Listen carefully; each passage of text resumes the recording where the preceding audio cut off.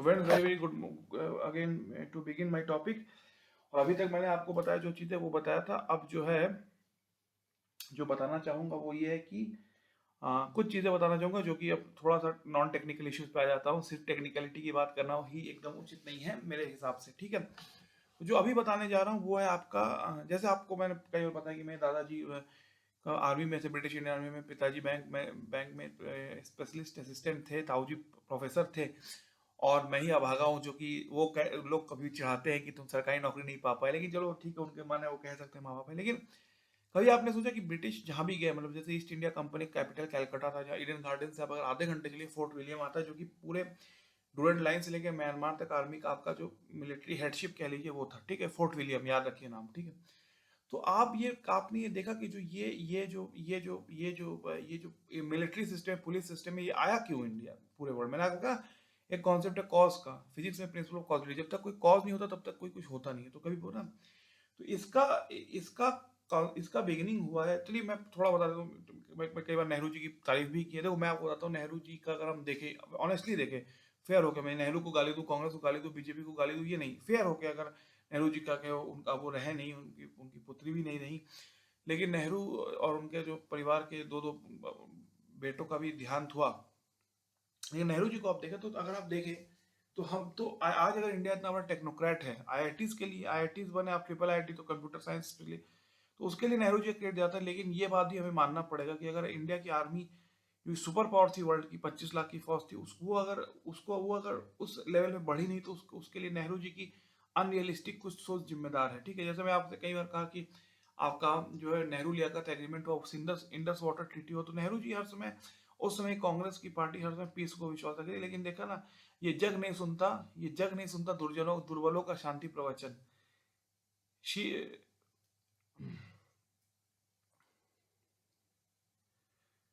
झुकता है मस्तक मस्तक मस्तक जब हो सकता है रिपु मर्दन। ये जग नहीं सुनता दुर्जनों का शांति प्रवचन, नतमस्तक होता है वही जो कर सकता है रिपु मर्दन। इसका मतलब है the world does not listen to the mercy plea of weak people, or the apology of only when you will be able to, when you will powerful, then the things will be different in directions, ठीक है। ये जग नहीं सुनता दो जनों का शांति प्रवचन, शीश नतमस्तक होता है वही जो कर सकता है रिपु दमन, ठीक है। ये है, ठीक है। तो अब मैं क्यों कह रहा हूँ ये सब चीज, तो देखो मैं आपसे कहता हूँ, कभी आपने सोचा इंडिया की आर्मी और जो दो वर्ल्ड वॉर में 1919 और 1940 के बाद वर्ल्ड वॉर में, और चार चार इंडिया पाकिस्तान वॉर में आर्मी लड़ी है, और पुलिस और सब, जैसे जुडिशरी है, और आपका जैसे आईएएस है, आईआरएस है, लेकिन देखो पुलिस से अगर कंपेयर करो जुडिशरी को, एक जज साहब है जो कि फैसला देते हैं। पुलिस जो है वो ऑन फील्ड है। तो जज साहब का जो जॉब है वो बहुत ताकतवर बहुत है, लेकिन जज साहब का, या आईएएस से समझ लो, ताकतवर बहुत है, लेकिन जज साहब और आईएएस के पास जब ये पहुंचती है तो थोड़ी लेवल के पास पहुंचती है। फंडामेंटल जो ग्राउंड वर्क है वो सब इंस्पेक्टर और पुलिस कांस्टेबल लोग ही करते हैं, ठीक है। लेकिन इसका बेस क्या है, जैसे मैंने आपको पहले बार बताया था कि Indian police act, Indian civil service act, Indian revenue system, ये क्रिएट हुआ ब्रिटिश इंडिया में। थॉमस बेवेंटन मैकोले और ब्रिटिश इंडियन एजुकेशन सिस्टम के बाद, ठीक है। लेकिन जो है मैं आपसे ये कहना चाहता हूँ, ये तो एक एक उसका, मैं बात को थोड़ा भी रुकता हूँ, मैं दूसरे पॉइंट पे आता हूँ। सबसे इंपॉर्टेंट जो बात है मैं कहना चाहूंगा, ठीक है। तो कहना मेरा मित्रों, एज अ प्रियेश मैं ये कहना चाहता हूँ कि कैसे हुआ ये, ठीक है। तो क्यों ऐसा आता है, पुलिस का क्यों क्रिएट किया, आर्मी क्यों क्रिएट की। जो मंगल पांडे, आपने फिल्म देखी होगी, मेरे दादाजी की सैलरी 97 रुपीज के आसपास थी, 47 में शायद, अगर 97 रुपीज, ठीक है, समझे, महीने का। और मंगल पांडे लोग के समय शायद 2.5 रुपए में शायद उन लोग जो है वो सिपाही को लेते थे, मुझे पता नहीं, अब तो उसमें कोई अवेलेबल, इतनी बड़ी ब्रिटिश इंडियन आर्मी में ईस्ट इंडिया कंपनी का ही आपका वो था, फॉलो अप था। यह है वेस्टफॉलियन ट्रीटी से। वेस्टफॉलियन ट्रीटी क्या होता है, तो नेहरू जी जब थे तो बहुत उन्होंने कहा कि चाणक्य के समय से अब, या जब तक, क्या वही मैंने कहा, जब ये जग नहीं सुनता दुर्जनों का, क्षमा शोभती उस भुजंग को जिसके पास गरल हो, उसे कह दो दंतहीन विनीत सरल हो, ठीक है। ये रामधारी सिंह दिनकर ने नेहरू जी को कहा था। हाँ, फिर तो मैं प्रिय होने के नाते आपसे कुछ चीजें कहना चाहूंगा कि वेस्टफॉलियन ट्रीटी कहती है, मैं ये बहुत इंपॉर्टेंट है, बहुत ध्यान सुनिएगा जो मैं कहूँ। वेस्टफॉलियन ट्रीटी कहती है monopoly of force. Monopoly of force का मतलब है कि आप शायद जानते नहीं होंगे, पहले जमाने में इंडिया में जमींदार का मतलब होता है जमीन के जो जो वो थे, लैंडलॉर्ड थे। और जागीरदार भी होता है, मनसबदार भी का भी सिस्टम था, लेकिन जमींदार एक्चुअली बिहार और ये बेल्ट में जमींदारी का बहुत सिस्टम था, ठीक है। ब्रिटिश इंडिया में उसके, ब्रिटिश इंडिया को अगर मैं देखूँ प्रियेश होने के नाते, ब्रिटिश इंडिया की जब मैं बात करता हूँ प्रियेश होने के नाते, ये बात ठीक है, तो ब्रिटिश ब्रिटिश इंडिया की बात करता हूँ प्रियेश होने के नाते। अब मैं जो बताता हूँ, तो मोनोपोली ऑफ वायलेंस का मतलब आप देखेंगे आज का अर्जुन में अमिताभ बच्चन की फिल्म देख रहा था, और ठाकुर भूपेंद्र सिंह रहता है, अमरीश पुरी बहुत अच्छी एक्टिंग है, तो 10 गुंडे रहते हैं वो जो प्रॉपर्टी प्रोटेक्ट करते हैं, तो जो पहले जो राजा महाराजा जमींदार थे उनके 10-20 गुंडे रहते थे, या लठैल कहते थे उसको पूरे।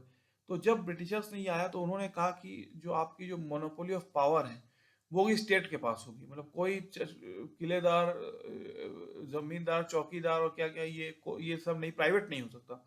तो उसी के दो फंडामेंटल एक्सटर्नल थ्रेट के लिए आपकी आर्मी है, जिसमें आपके सोल्जर और आपका क्या नाम है उसके कर्नल, तो बड़े पोस्टों के लेफ्टिनेंट जनरल, कैप्टन, जेसीओ, और आपका फील्ड मार्शल है मनिक शाह, या आपका जो सुपरिटेंडेंट तो नहीं है, आपके लांस नायक, ये सब ठीक है।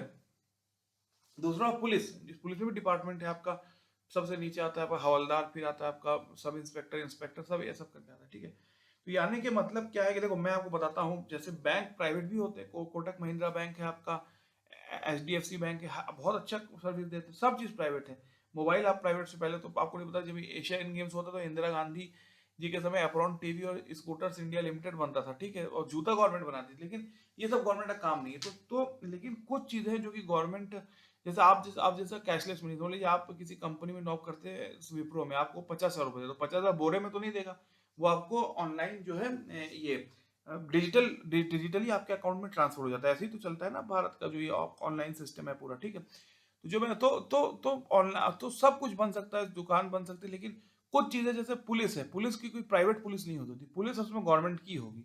पुलिस, आर्मी चलिए एक्सटर्नल हेड के लिए, जो टैक्स कलेक्शन, अब पहले जमाने में नोट के टकसाल होता था, आपको पता नहीं होगा, नोएडा कलकत्ता के पास है, नासिक के पास है, 4 या 5 जगह भर में टकसाल पैसा जो मिंट कहते थे, टकसाल कहते थे उसको, बनता था। लेकिन अब तो पूरा कैशलेस मनी की तरफ हम जा रहे हैं भारतवर्ष, तो ठीक है। तो तब जो होता था, पापा बताते थे उनके सीएम लोगों को, गाड़ी में भर भर के पैसा लाया जाता था, तो कैश, जैसे आप एटीएम में आप देखते होंगे, एटीएम में भरा जाता है कैश, आपने कई बार देखते होंगे एटीएम में। तो बैंक प्राइवेट हो सकते हैं, आपका जो है मोबाइल शॉप प्राइवेट हो सकता है, एलआईसी तो नहीं दे, लेकिन कुछ चीजें हैं जैसे कि आपका जो है आर्मी है, पुलिस है, ये प्राइवेट नहीं हो सकता, ये सिविल सर्विस है। इस हद तक जुडिशियरी है, ये कोई प्राइवेट जज नहीं हो सकता, जब वो गवर्नमेंट का होगा। तो इसका मतलब क्या हो, इसका मतलब हो कि वेस्टफालियन ट्रीटी 1600s के आसपास की, उसमें ये कहा गया कि जो मॉडर्न स्टेट है, जो है वो ताकत केवल है बनी, जो वेस्टर्न पूरे यूरोप में जब ये हुआ, जैसे फ्रांस था, जर्मनी था, इंग्लैंड था, इनके एक डिफाइंड आर्मी थी। आपको तो आर्मी में भी मंगल पांडे का नाम, तो वो बंगाल इन्फेंट्री में, वो बंगाल नेटिव इन्फेंट्री में वो थे, ठीक है। तो इंडिया में बना Madras regiment, Maratha light infantry, Assam rifle, Gorkha regiment, Sikh regiment, Jat regiment, और आपका बलूच रेजिमेंट, डोगरा रेजिमेंट, और आपका ये आपका जो है क्या नाम है, राजपूत रेजिमेंट शायद, हाँ ये कहना पड़ेगा मुझे। तो प्रियेश होके मैं ये बात आपसे कहना चाहता हूँ, ठीक है। तो ये चीजें हैं, ठीक है। तो वेस्टफॉलियन ट्रीटी के बाद क्या हुआ कि, तो इसी से भारत की आर्मी क्रिएट हुई। तो भारत की आर्मी ने पहले मंगल पांडे थे, फिर एक जोनाथन पील कमीशन आया, उन्होंने कहा कि भारत की आर्मी को भी एक, इसलिए आप भारत की आर्मी को देखिए, जब इंडिया पाकिस्तान मिला भी लीजिए, Baloch Baloch regiment, Assam rifle, Bengal regiment भी था, उसको बाद में से डिसॉल्व किया गया, Bihar regiment, Rajput regiment, Maratha light infantry, और मद्रास रेजिमेंट। ये गाना भी था, कोई सिख कोई जाट मराठा, वो आप सुन सकते हैं, ठीक है। तो इसीलिए आर्मी इंडिया की जो है एकदम से यूनिफॉर्म थी, अनयूनिफॉर्म थी, मतलब एक पाकिस्तान में अगर देखिए, पाकिस्तान की जो पाकिस्तान बना, तो पाकिस्तान का 72% आर्मी के पंजाब और पेशावर से आता था, ठीक है। तो ये इंडिया पाकिस्तान में फंडामेंटली फर्क था, एक ठीक है, इंडिया पाकिस्तान, इंडिया की आर्मी बड़ी डिस्ट्रीब्यूटेड थी, ठीक है। ये मैं आपसे कहना चाहता हूँ प्रियेश होकर, ठीक है। ये तो हो गई बात एक, ठीक है। तो लेकिन मैं आपसे कहना चाहता हूँ कि वेस्टफालियन ट्रीटी जो बनी, वो था कि जो आपका मोनोपोली ऑफ वायलेंस होगा स्टेट के पास होगा, तो इसलिए आर्मी भी स्टेट के पास है, पुलिस भी स्टेट के पास है, ये दोनों काम प्राइवेट में, जुडिशियरी और ये सब आप छोड़ दीजिए। तो इसी के कारण इंडिया और पाकिस्तान, तो मतलब मैं ये बता रहा हूँ, अब तो आप देख रहे थी बड़ी 13 लाख की शायद आर्मी है, बीएसएफ और सीआरपीएफ सब मिला लीजिए ये। लेकिन जो पूरी जो ये जो पूरी फिलॉसफी है, ये वेस्टर्न फिलॉसफी से आई है कि एक स्टेट के विक्रमादित्य की फौज थी, अशोका की फौज थी, फिर शिवाजी महाराज की फौज थी, गुरु गोविंद सिंह की खालसा थी, लेकिन ये फौज जिसको हम फौज कहते हैं, लेकिन उसके पहले अगर हम आपको देखें तो ये वेस्टफालियन ट्रीटी था, और जो ब्रिटिश इंडियन आर्मी था उसका 2 भाग हुआ था, इंडिया और पाकिस्तान के, पंजाब का फंडामेंटल बंटवारा हुआ था। तो पंजाब, और फिर यूएन में कश्मीर नेहरू जी लेके चले गए, तो यूएन आके अंपायर बन गया जम्मू कश्मीर का, जो आज का लाइन ऑफ कंट्रोल है, इसको पहले लाइन ऑफ सीज फायर कहते हैं, ठीक है। ये चलिए हो गया सब चीज, ठीक है। तो ये तो मेरा, finally I want to conclude that the army of India and the police of India and the power centre of India is defined by the Westphalian Treaty, which says that that a state is run by the monopoly of power.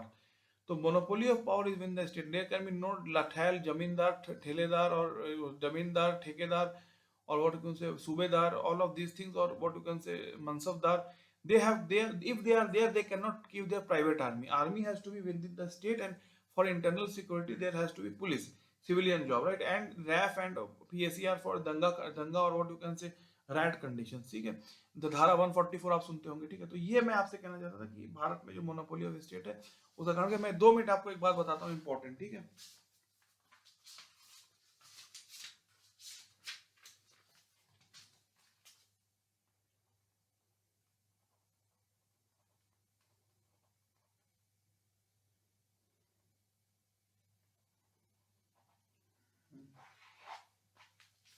तो जो मैंने आपसे कहा वेस्टफॉलियन treaty के हिसाब से बना था, ठीक है। तो इसी के लिए आर्मी क्रिएशन और मंगल पांडे के समय से बाद से ये हुआ, ठीक है। तो इसी ये तो फिर तो इंग्लिश में मैं रिपीट कर देता हूँ।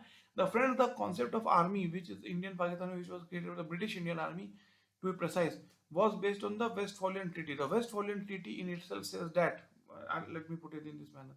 The Westphalian Treaty says that there can be no power centers within the private member of the state. The power has to be with the state only, and it has to be internal for police and external for army, right?